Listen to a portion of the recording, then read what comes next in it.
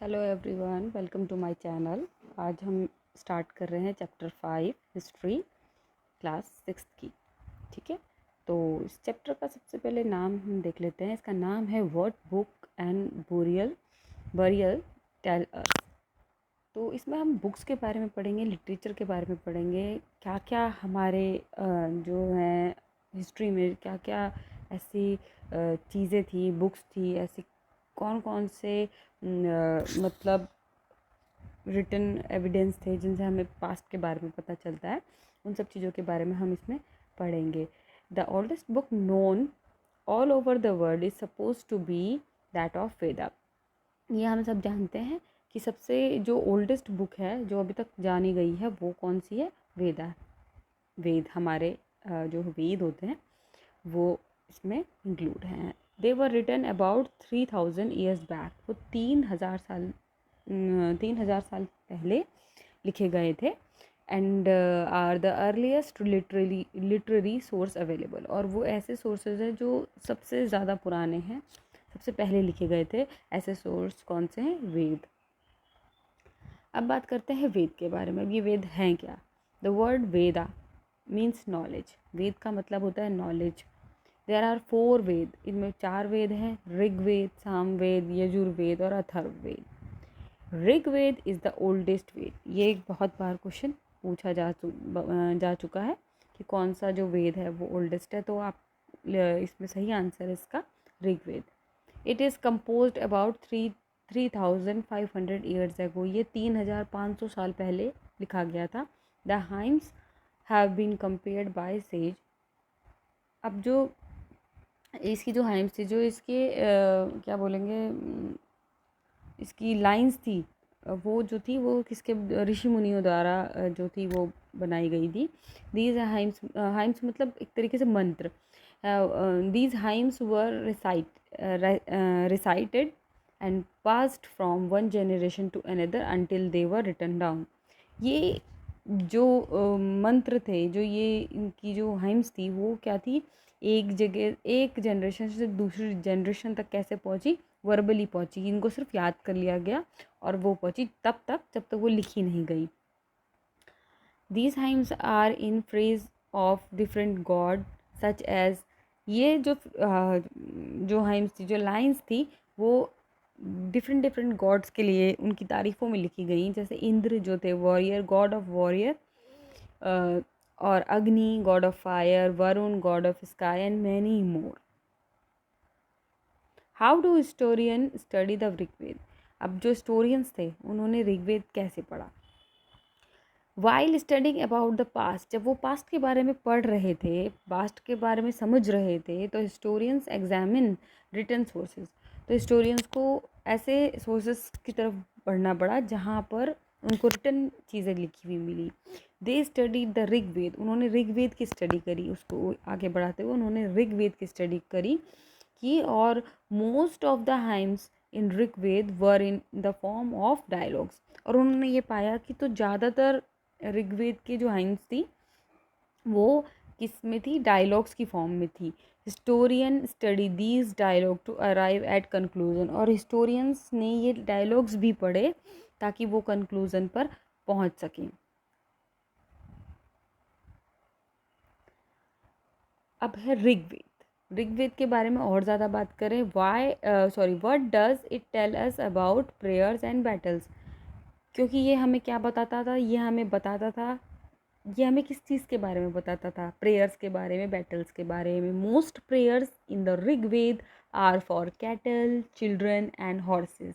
ज़्यादातर ऋग्वेद की प्रेयर्स जो थी वो कैटल, और कैटल मतलब जानवर, जो जानवर होते थे उनके ऊपर, जो पालतू जानवर होते मेनली उनके ऊपर, चिल्ड्रंस के ऊपर और हॉर्सेस के ऊपर थी।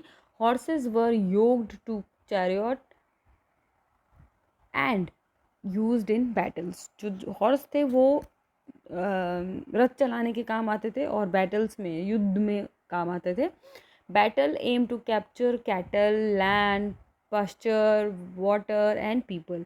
और बैटल्स का एम क्या होता था? बैटल्स का एम होता था कि किस तरीके से उनके पशुओं को जो है हथिया लें, कब्जा कर लें, उनकी लैंड में, उनकी ज़मीनों में, उनके पास्चर में, उनके वाटर में, उनके पीपल्स में, उनको कैसे कैप्चर कर ले। अ portion of the wealth was used for performing यज्ञ और sacrifice in which offering were put into fire for God including ghee, grains and rare animals। और पर अपनी जो भी वेल्थ होती थी उसका एक जो पोर्शन था वो किस चीज़ में यूज़ किया करते थे, यज्ञ करने में किया करते थे। क्योंकि और वो ये सब क्यों करते थे, क्योंकि वो उसमें ऑफ़र करते थे गॉड को।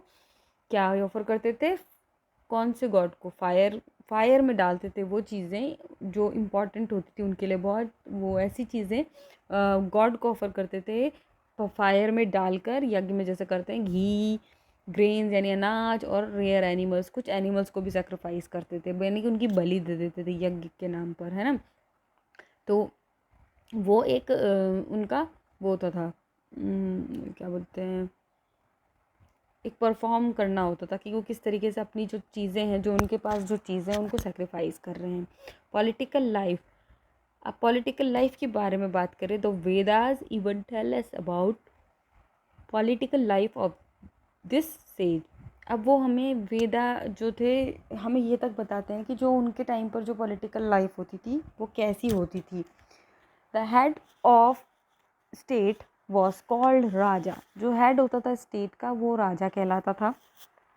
The raja had no capital, palaces, armies और राइट टू कलेक्ट टैक्स।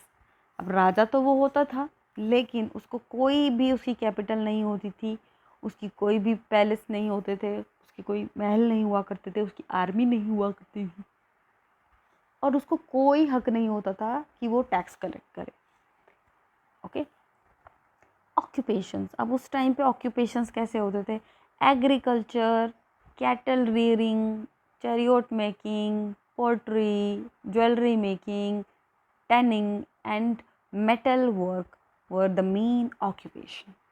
उस टाइम पर एग्रीकल्चर, खेती करना, पशुपालन करना, रथ बनाना, घड़े बनाना, ज्वेलरीज बनाना और मेटल के कुछ काम कर देना, यही मेन ऑक्यूपेशन होता था।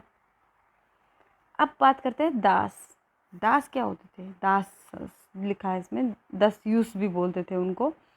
वाइल आर्यन कंपोज्ड वेदा, जब आर्यंस ने एक वेदा को कंपोज्ड किया, another group of people oppose to Veda, तो जो वेद के जो लोग थे जो वेदा को ऑलरेडी पढ़ रहे थे, उन्होंने वो पर्टिकुलर एक ग्रुप था, तो उन्होंने क्या किया कि आर्यन की जो लिखी हुई वेदा थी उनको मना करा कि भाई ये सही नहीं है।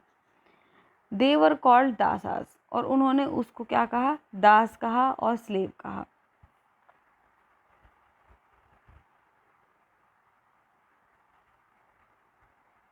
और जिन्होंने उनको अपोज किया उन्हीं को क्या कहा गया, दास कहा गया, यानी स्लेव कहा गया। अब आगे बात करते हैं सोशल डिफरेंसेस, जिसे बरियल्स कहा गया।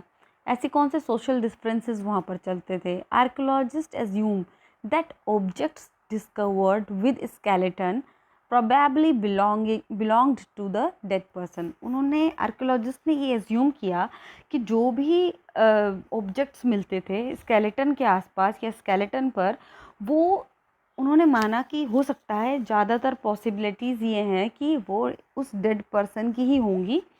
जो भी चीज़ें उसके पास मिली तो वो उस डेड पर्सन की ही होंगी। इन ब्रह्मगिरी में skeleton was buried with 33 gold beads.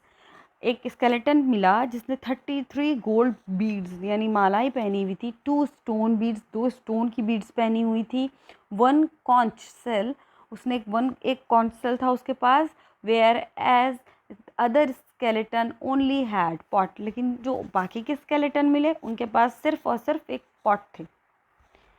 This shows the difference in status, तो यही बात लगती है कि स्टेटस में डिफरेंसेस थे।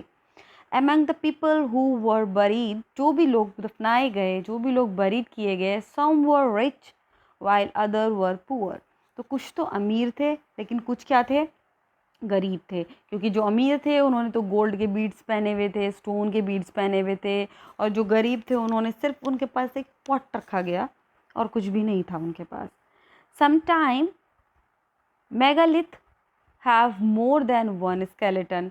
कई बार ऐसा पाया गया कि एक से ज़्यादा स्केलेटन भी वहाँ पर मिले। It indicates that people belonging to the same family were buried at same place though at different time. कई बार ऐसा भी मिला कि एक ही स्केलेटन जो है, एक ही जगह पर दो स्केलेटन मिले या दो से ज़्यादा स्केलेटन मिले, तो यह भी इंडिकेट करता था कि हो सकता है उस आदमी के साथ उसकी जो फैमिली के और मेंबर्स भी जो मरे, उनको भी उसी प्लेस में दफनाया गया, लेकिन डिफरेंट टाइम में। मतलब पहले एक बार दफनाया गया किसी को, और फिर उसके बाद क्या हुआ कि कुछ सालों बाद वो उसके घर में कोई और भी मर गया और उन्होंने उसको भी उसी जगह पर दफना दिया। Special burials took place in इमाम गांव, और बहुत ही स्पेशल तरीके के जो बरियल्स थे वो इमाम गांव में मिले। Animal were used as food, और जानवरों को कैसे इस्तेमाल किया जाता था? जानवरों को फूड के लिए इस्तेमाल किया जाता था। Skeleton studies tell us about better way of identifying dead bodies, और हमें जो स्केलेटन की जो स्टडी होती है यही ज़्यादा अच्छे से बता पाएगी कि जो बॉडी की को आइडेंटिफाई कर पाएगी और बता पाएगी उनके बारे में और ज़्यादा बेहतर। तो इस चैप्टर में सिर्फ इतना ही था, और अगले चैप्टर हम चैप्टर 6 करेंगे हिस्ट्री में। ठीक है, थैंक यू।